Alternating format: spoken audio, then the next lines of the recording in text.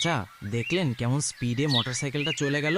আগে এই রাস্তায় একটা ভ্যান আসতে 30 মিনিট লাগতো, আর এখন দেখি 10 মিনিটে বাজারে পৌঁছায় যায়।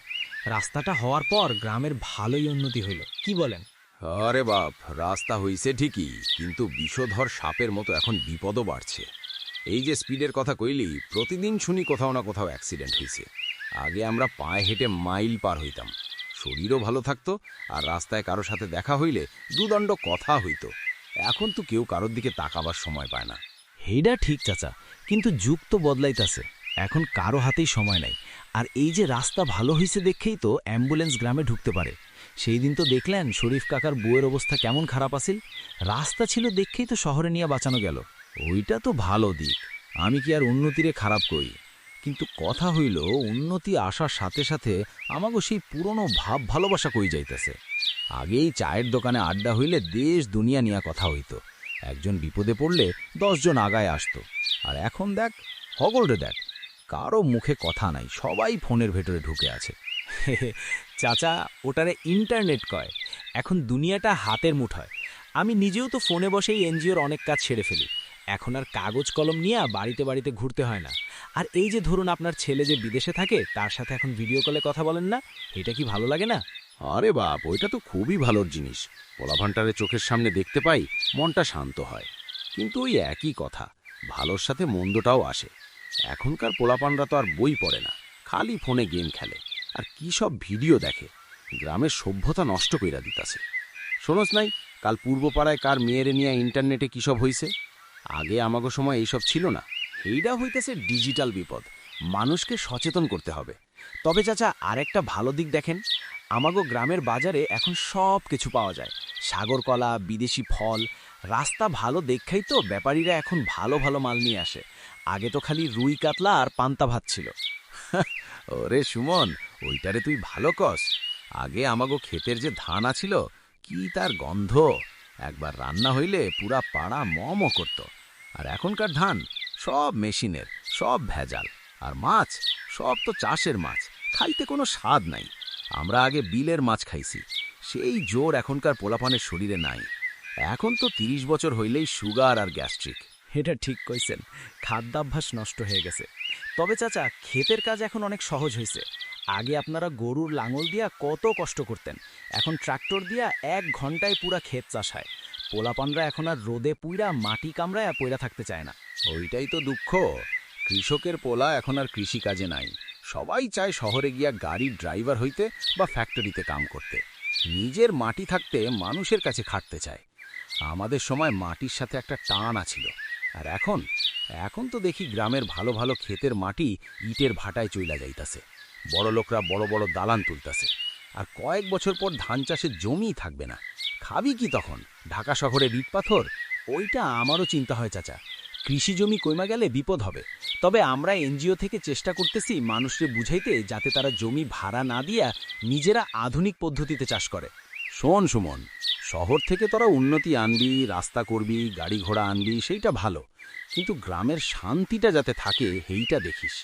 আগে রাতে ঘুম হইতো শান্তিতে, এখন তো দেখি রাতের বেলাও মাইকের চটপটি শব্দ, মোটরসাইকেলের হুপহাপ। শান্তি কই? চাচা, শহরের হাওয়া গ্রামে ঢুকছে, তাই একটু অশান্তি তো হবেই। তবে একটা কথা কিন্তু ঠিক, গ্রামের মানুষ এখন অনেক বেশি শিক্ষিত হইতেছে। আগে আমাগো পাড়ায় ম্যাট্রিক পাশও কেউ ছিল না, এখন ঘরে ঘরে অনার্স মাস্টার্স পাশ পোলা। এইটা তো গ্রামের জন্য ভালো, তাই না? শিক্ষিত হইয়া যদি মানুষরে মানুষ না মনে করে, তবে সেই শিক্ষার দাম নাই রে বাপ। আগে আমরা বড়দের দেখলে মাথা নত করতাম, আর এখনকার পোলাপানরা সামনে দিয়ে সিগারেট ফুঁকতে ফুঁকতে যায়, দেখলেও না দেখার ভান করে। গ্রামের সেই মর্যাদাটুকু হারায় যাইতাছে। আদব কায়দা একটু কমছে ঠিকই, তবে চাচা আমরা কিন্তু আপনাদের সম্মান করি। এই যে আপনার সাথে এতক্ষণ বৈশা কথা কইলাম, কত কিছু শিখলাম। আপনাদের অভিজ্ঞতার দাম আমাদের কাছে সব সময় থাকবে। তুই ভালো পোলা, তাই শুনলি। বাকিরা তো আমাগো সেকাল মনে করে। তুই এনজিওতে কাম করিস, ভালো কথা, কিন্তু গ্রামের মানুষরে মানুষ থাকতে শেখাবি। শুধু পাকা রাস্তা আর দালানি উন্নতি না, মনের উন্নতিও দরকার। ঠিক বলছেন চাচা, উন্নতি যেন আমাদের মানুষের মধ্যে দূরত্ব না বাড়ায় দেয়। কালু ভাই, আমাগো বিলটা কত হইল? চাচার চায়ের দামটাও আমার কাছে রাখেন। আরে না না, তুই কেন দিবি? আমি থাকতে। থাক না চাচা, আজ আমিই দেই। আপনার সাথে 15 মিনিট বৈশা যা শিখলাম, তার দাম তো এই চায়ের চেয়েও অনেক বেশি। ঠিক আছে, যেইটা তোর খুশি। শোন, কাল বিকেলে বাড়িতে আসিস, তোর চাচি পিঠা বানাবে। ফোনে না, সরাসরি আসিস। অবশ্যই আসুম চাচা। আসসালামু আলাইকুম। ওয়ালাইকুম আসসালাম। সাবধানে থাকিস বাপ। কাশেম ভাই, ওই দূরে হরিতলা গ্রামের দিকে তাকান। আগে এইখান দিয়ে দাঁড়াইলে শুধু গাছ আর গাছ দেখা যাইত, এখন দিয়েই শুধু লাল নীল টিনের চাল আর দালান। গ্রামটা যেন ছোট হয়ে আসতেছে। ওরে সোহান, মানুষ বাড়ছে, জায়গা তো কমে নাই, কিন্তু ভাগ হয়ে গেছে। আগে এক উঠানে 4 ঘর থাকতাম আমরা, এখন হগলই আলাদা হইতে চায়। ইটের দেয়াল দিয়া মানুষ মনগুলাও আলাদা করে দিছে। এই যে সামনে ধানক্ষেত দেহস, এটা কিন্তু আগে আরও বড় আসিল, 2 পাশে বিল আসিল। বিলের কথা মনে করায় দিলেন। আমাগো আব্বা কইত এই বিলে নাকি শীতকালে এত পাখি আইত যে আকাশ দেখা যাইত না।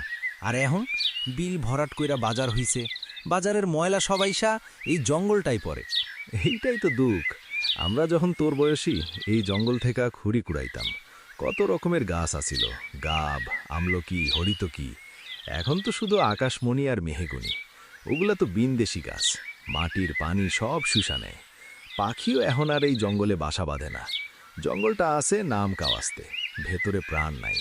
কিন্তু কাশেম ভাই, একটা কথা ভাবেন তো, আগে জঙ্গল বেশি আসিল বইলেই তো সাপের ভয়, চোরের ভয় আসিল। এখন তো জঙ্গল পাতলা হইছে, রাস্তাঘাট হইছে।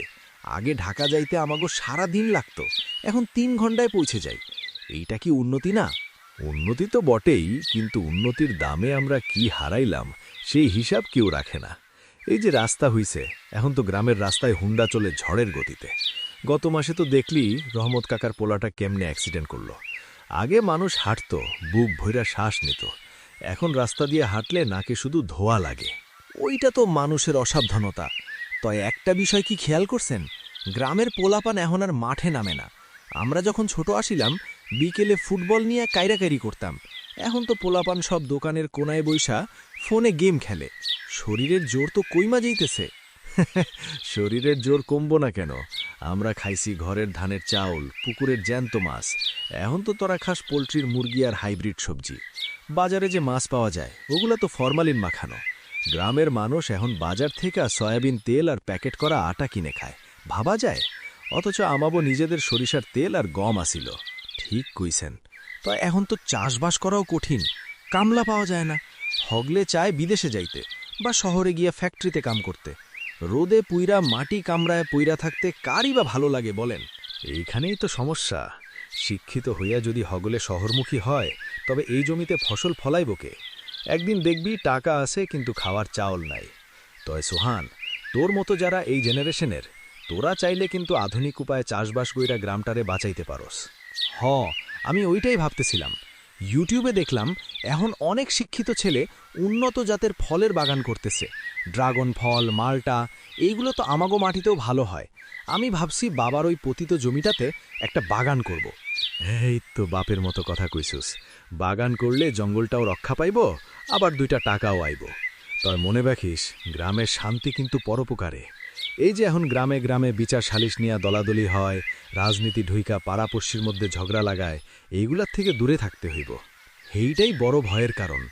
আগে বিপদে পড়লে মানুষ আগায় আইতো, এখন তো মানুষ মোবাইল বাইর করে ভিডিও করে, কেউ সাহায্য করতে আসে না।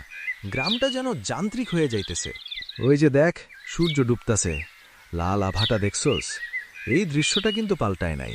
প্রকৃতি এখনো আমাগো ভালো চায়, কিন্তু আমরাই প্রকৃতিরে কষ্ট দেই। জঙ্গলটার দিকে তাকা, কেমন অন্ধকার হয়ে আসতেছে। একসময় এইখানে শিয়ালের ডাক শোনা যাইত, এখন শোনা যায় বাজারের মাইকের আওয়াজ। সময় পাল্টাইছে কাশেম ভাই। আমরা চাই বা না চাই, পরিবর্তন আসবেই। তয় আমাগো খেয়াল রাখতে হইব যাতে গ্রামের প্রাণটা মইরা না যায়। এই জঙ্গল, এই ক্ষেত, এই নদীর পার, এইগুলাই তো আমাগো পরিচয়। হরে ভাই, গ্রামের বাতাসটা এখনো শহরের চেয়ে অনেক পবিত্র। চল, রাত হওয়ার আগে উঠি, কালো মিয়ার দোকানে গিয়ে 1 কাপ চা খাই। ওরে আবার কইতে হইব যাতে চায়ের মধ্যে চিনিটা একটু কম দেয়। এখন তো ঘরে ঘরে সুগার, ডায়াবেটিস। ঠিক কইছেন, রোগ বালাইও এখন শহরের লোকে পাল্লা দিয়া গ্রামে ঢুকছে। চলেন যাই।